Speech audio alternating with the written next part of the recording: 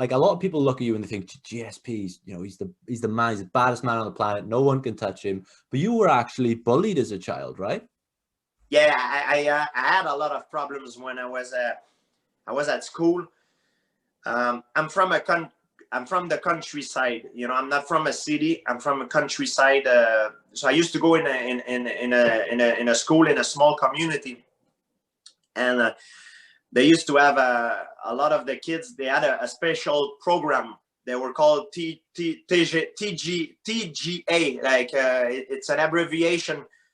It's for a kid, delinquent teenager that didn't made it to the next grade. They had to redo maybe twice the same grade, twice or three times the same grade. So they were much older than the kids, and they were in my school. And I used to have a lot of problems with these kids, and they used to bully me.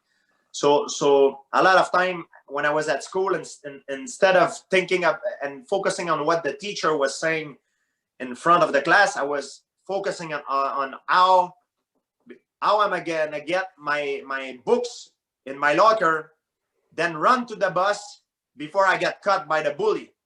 Because most of my friends, they were intellectual guys.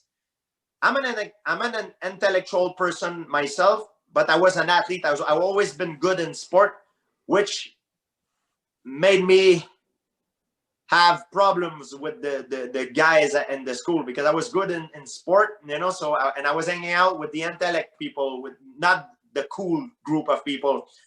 So it made me a real target. Plus, I don't have any brothers, cousins that could defend me. I was by myself, and I always defend my friend who had problems, my intellectual friend who had problems. I always defend them. I always got their back, which was not the other way around. And it frustrated me, because when I was young, it frustrated me because I felt that when they were in trouble, I was there for them. But when I was in trouble, they were not there. And then it made me realize that courage, there's different form of courage. I'm myself courageous to go fight. You know, that's who I am. I'm a warrior in spirit. But my friends, they were more intellectual. They might not be courageous to go fight, but when it's time to tell the truth to someone, which I'm not courageous, sometimes I have to lie. I have to be to please people. I don't have the courage to tell them the truth. But my friend, they're courageous in that part of our friendship. So I got a lot of problem with bullying. And when you hang out with not cool people, you're not a cool person. So it was a very different time than what I am right now. And I believe the fact that I got bullied when I was young, all the mind game, the intimidation helped me. It was negative at the time, but it turns out to be a big positive weapon later on in my life, especially in the fight sport that I gravitate, because there's a lot of mental warfare in combat sport. And a lot of guys, they try to intimidate me, try to make me fight in a way that is not efficient, with more emotion.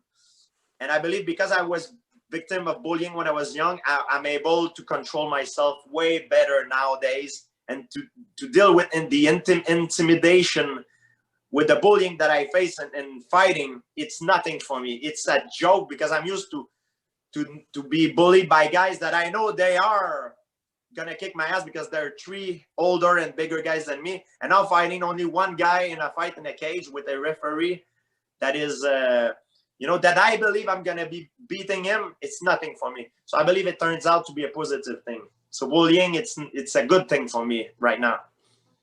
And man, years down the line, you mentioned that, you know, you actually ran into one of these guys who'd fallen on hard times, and you managed to let go of all that resentment, and you actually ended up giving him some money, man. What was it about you that just thought, I'm gonna let this go? Yeah, there were a guy that used to.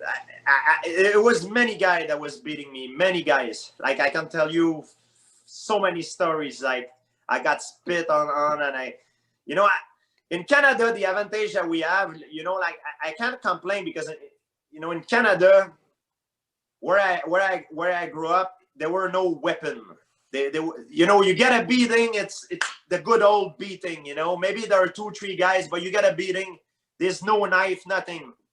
In my days when I was young, it was no knife. It was a good old beating. When you fight a guy, you fight. Then after you move on, it's finished. You know, maybe after you have to fight his cousin or his friend, blah blah blah. But it's no weapon. That's why I don't try to say that I'm an expert in bullying, because now time has changed. You know, with the social media and everything. But there were a guy. He used to beat me in the bus. He was like 3 years older than me.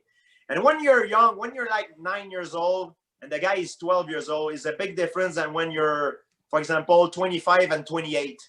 Because one is still a kid, the other one is a teenager. You know, it's a big difference in terms of strength and everything.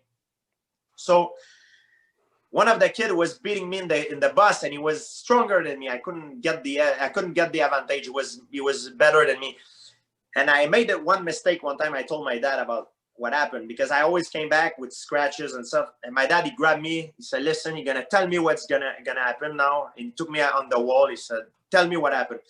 And I told him, I said, "Listen, he's a kid in the bus. I'm not gonna say his name, but yeah, he's better than me." And my dad did the unthinkable.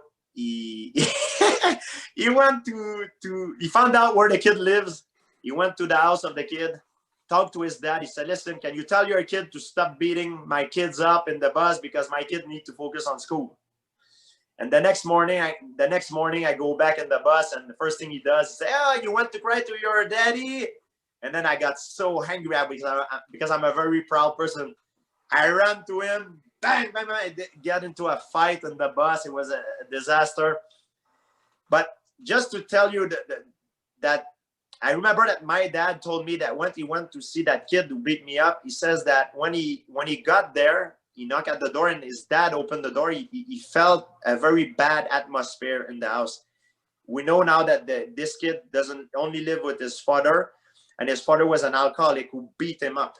So in a way, I don't hold any grudge towards that person, because I was just a collateral damage. The way he learned how to communicate from his dad, it's the same way he communicates with me.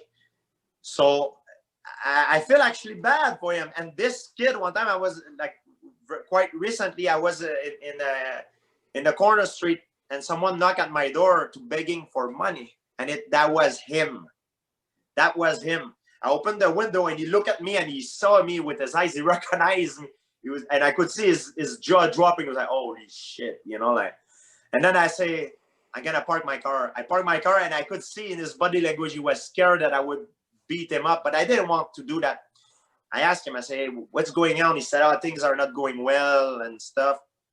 I said, "Listen," I gave him everything I had in my, like I had maybe, like, I don't know, like $60, $70. I gave him, I said, "Listen, man, I remember you when you were young.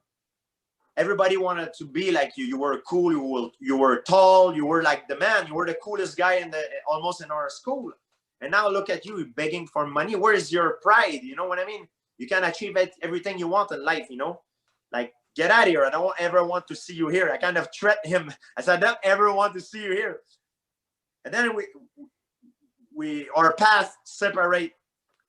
What happened is, a few weeks after that incident, my parent told me that, because I'm from a very small town. Everybody knows everybody where I'm from.